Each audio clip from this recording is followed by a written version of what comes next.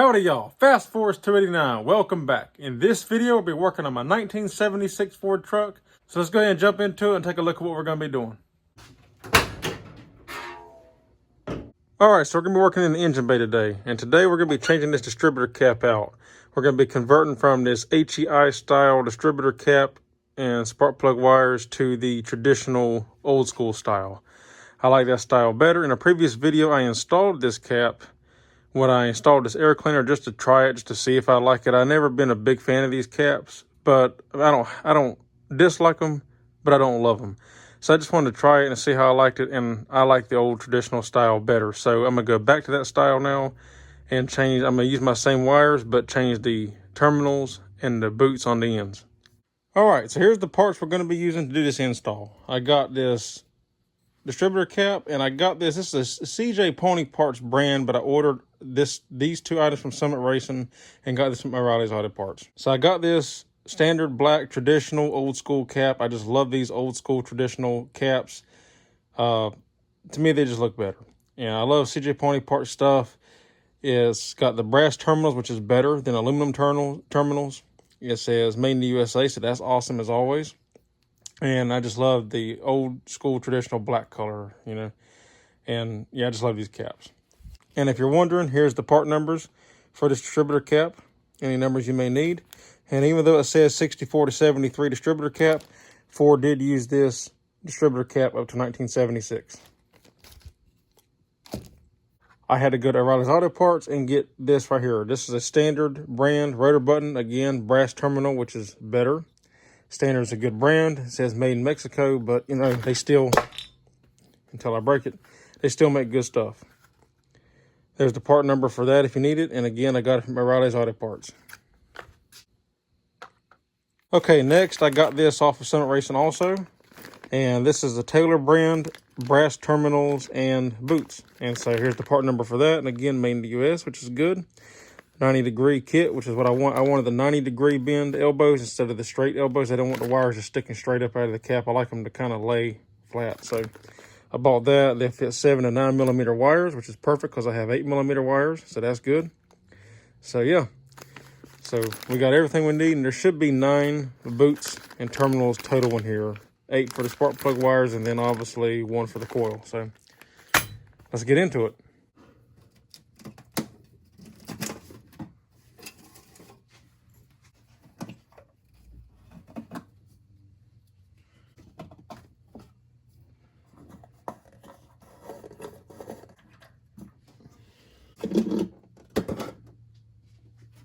Okay, so to make this job easier, I think the best way to approach this, so then I don't have wires just laying everywhere and I got to try to trace them back.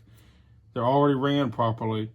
So I think the best thing to do is cut one wire at a time and then put it on the cap as it's sitting, just transfer from this cap to this cap, one wire at a time. And then when I pull that cap off, I can just lay this one in its place and we'll be done. But I will go ahead and remove, this is a 2-piece cap. I will go ahead and remove the bottom section and just keep the top section kind of laying loose. So we'll just pop the tabs.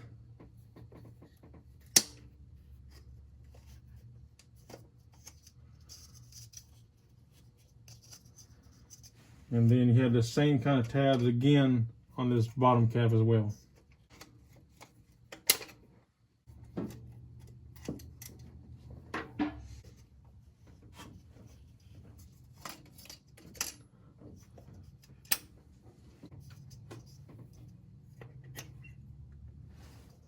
So the 2 tools we're going to need is this spark plug terminal install tool and also some sort of wire cutter. We're going to cut the wire, and then this tool here will strip the wire off and then also install the terminal onto the wire properly. They make a couple different versions of this tool, but this is my favorite. They got some that clamp into a vise, but I like this one better because it's handheld. You can just squeeze it, and you just squeeze it till it's done ratcheting, and then you know it's done. And also they give you 10 terminals in the bag. I weren't taking consideration that this is the normal terminal here. There's 9 of these total, and this is for your distributor cap. But then you also have this one here for the coil. You can see how much bigger the end is on it and everything for the coil and how it's just made different. But I'm not going to be using this one because I'm going to keep the one that I got on there right now, which is just a straight terminal because I like it better in this application. But if I change my mind later, I'll have it. I can change it later. I like to start with the coil wire just because it's kind of like a practice wire. I can make sure I get it how I want it before I do the rest of them.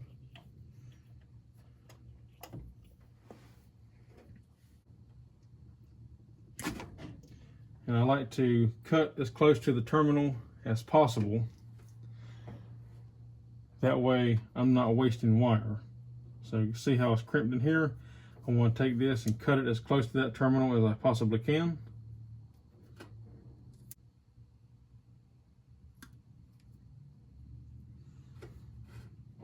Just like so. And then the way this works is there's a stripper tool in here. Take and put it in here up till it's flush to the end. And then you bring this down on it, squeeze it, twist it, and pull it, and that'll strip your wire. But of course, we're gonna need a little bit more than that because of the way I like to do it. So the way I like to do it is strip a little extra off. So we'll do it again, the full length.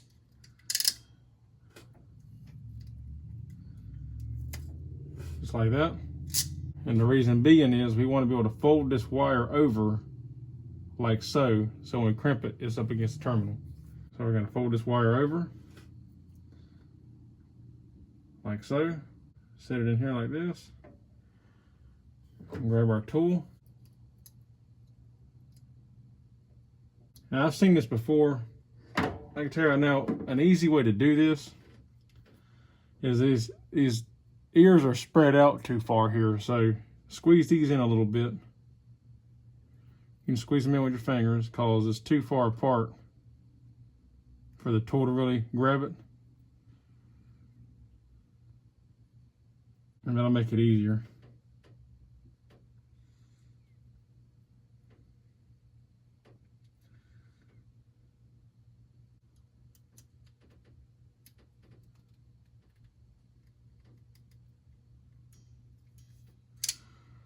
And then it's in our tool like so. Just like that. Take this. And what I like about this ratcheting mechanism is it'll lock. So as you squeeze it, you can let go. You ain't gonna worry about it coming loose. But you just want to squeeze it all the way until it crimps it. And now we have a perfectly made terminal. And one thing I did kind of mess up on, I meant to put the boot on first. But that's all right. We'll just have to work at it a little bit harder to get this in there now. But that's fine. I can deal with that. And then since it's a 90 degree, we'll just bend this over once I get it installed. Okay, so I went ahead and got the boot on. Luckily, it went on easy. I think they kind of greased these from the factory, which made it slip right on. So once it's on here, we're just going to take and bend this terminal now to give us that 90 degree bend that we need.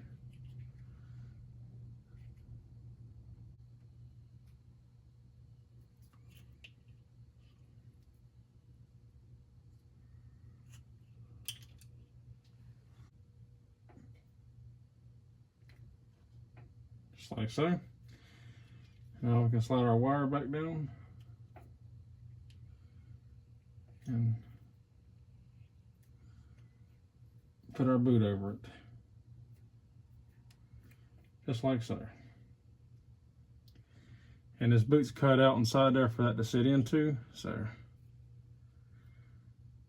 to get it set up, that's done. And now it'll be ready to plug in here once we're ready. Just like that. So let's go and get the rest of these taken care of. So I'm down to the last two wires. I can kind of set this out of the way now and go ahead and stick my rotor button on here and set the cap down on it. So when you install your rotor button, if you look up inside here, there's like a little notch. You can see it, how it's smooth all the way around till you get to that notch. Well, if you look down here on the distributor shaft, there's a cutout in the top of the shaft here.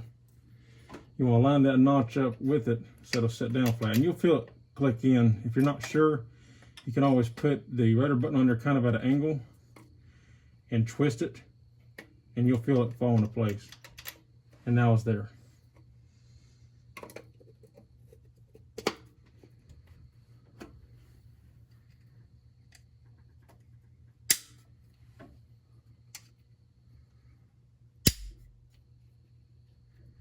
Distributor cap's on. Now we can finish up our last 2 wires.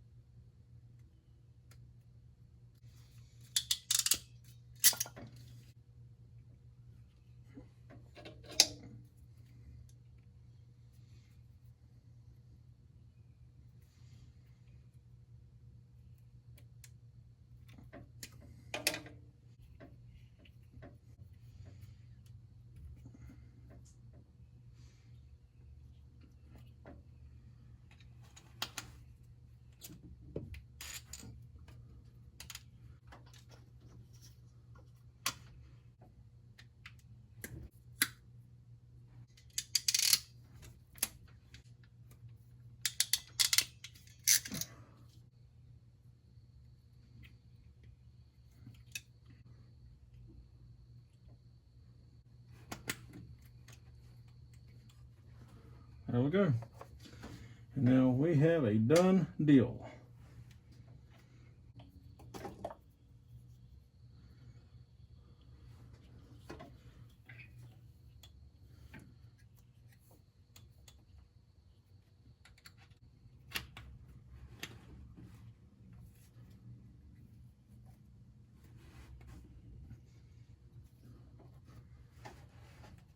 And just like so. Now we can put everything back together.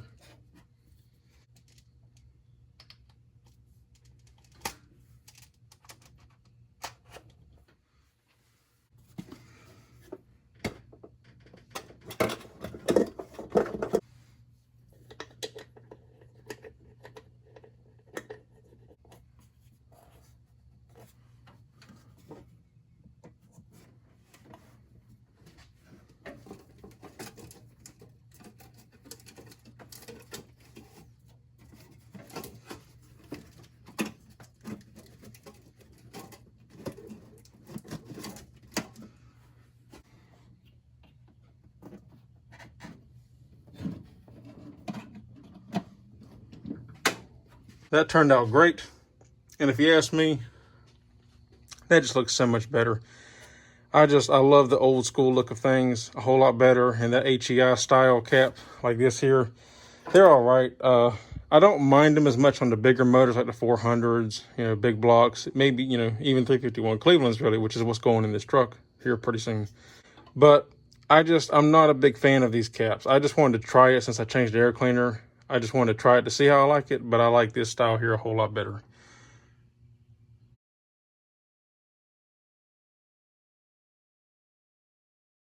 So, also, fun fact, in case you did not know, cover this real quick.